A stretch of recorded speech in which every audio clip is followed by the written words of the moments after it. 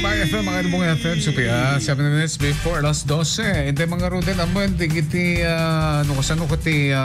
palitan ng dolyar ngayon, mga idol. Andito si Kristen. Pasok, Kristen.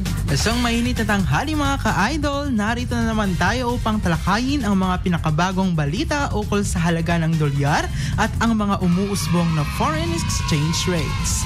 Alam natin na sa panahon ngayon ang bawat sentimo ay mahalaga at ang tamang kaalaman hinggil sa halaga ng dolyar ay makakatulong sa ating mga desisyon sa negosyo at personal na mga plano. Para sa United States, 57 pesos and 38 centavos.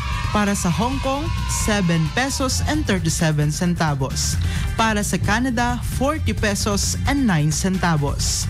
Para sa Singapore, 42 pesos and 76 centavos. Para sa Australia, 36 pesos and 3 centavos. Para naman sa Saudi Arabia, 15 pesos and 25 centavos.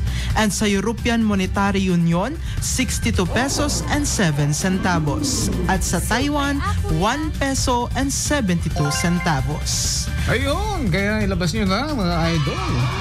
At yan ang mga pinakabagong updates sa foreign exchange rates April 2, 2025. Tiyaking maging handa sa mga susunod na araw at samantalahin ang mga oportunidad. Ako nga pala si Chris P. Bacon, Sizzling Humor, Serve Fresh. Hanggang sa muli, dito lamang yan sa 99.5 IFM, ang idol kong FM, Supay A.